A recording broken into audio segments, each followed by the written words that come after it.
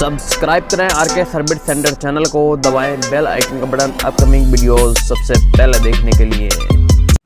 Hello friend, क्या जानते हैं आप कि ब्रेक लाइट डायरेक्ट क्यों जलती है? यानी कि ब्रेक लाइट जो होती है बाइकों में, ब्रेक लाइट कुछ बाइकों की डायरेक्ट जलती है, डायरेक्ट यानी कि हमेशा जलती रहती है। स्विच काटते हैं तो हमेशा जलती ही रहती है। तो प्रॉब्लम क्या होती है, यानी कि बाइक की ब्रेक लाइट यानी टेल लाइट डायरेक्ट क्यों जलती है? फ्रेंड आज की वीडियो फ्रेंड मैं ये बताने वाला हूँ, ठीक है फ्रेंड? तो बने रहिए वीडियो को पूरा लास्ट तक जरूर देखें और करते हैं वीडियो स्टार्ट। और आज की वीडियो फ्रेंड मैं ये बताने वाला हूँ आपको कि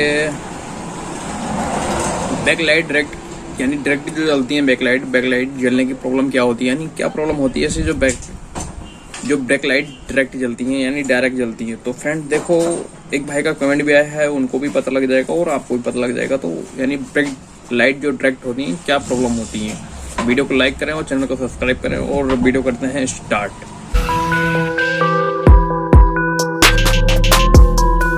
देखिए फ्रेंड, ब्रेक लाइट जो जलती है डायरेक्ट वो क्या प्रॉब्लम होती है। देखो, एक तो राइट साइड में ब्रेक लाइट का स्विच होता है, यानी कि जहाँ पर हम ब्रेक लगाते हैं, एक अगले ब्रेक लीवर से होता है, एक ब्रेक पैडल से होता है रियर, जिससे हम पाँव का ब्रेक लगाते हैं उससे होता है। वहाँ पर एक कनेक्ट स्विच होता है और दूसरा स्विच होता है अगले ब्रेक से कनेक्टेड।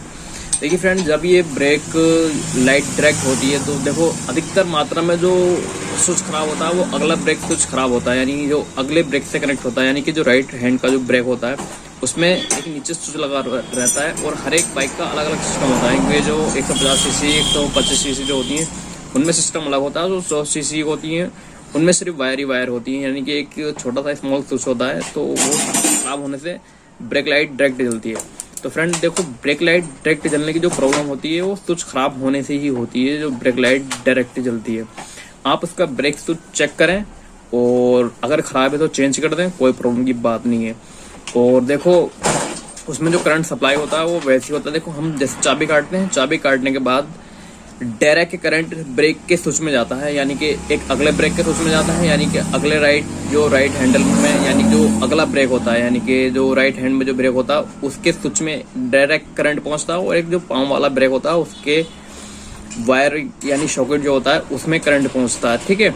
अगर वो स्विच शॉर्ट हुआ होता है तो फिर वो जो आउटपुट वाली जो वायर होती है उसमें डायरेक्ट करंट भेजता है। जो आउटपुट वाली जो वायर होती है वो सीधे होल्डर से कनेक्ट होती है, जो ब्रेक लाइट का होल्डर होता है, यानी ब्रेक लाइट बल्ब का जो होल्डर होता है उसमें कनेक्ट होता है, तो डायरेक्ट जलता है।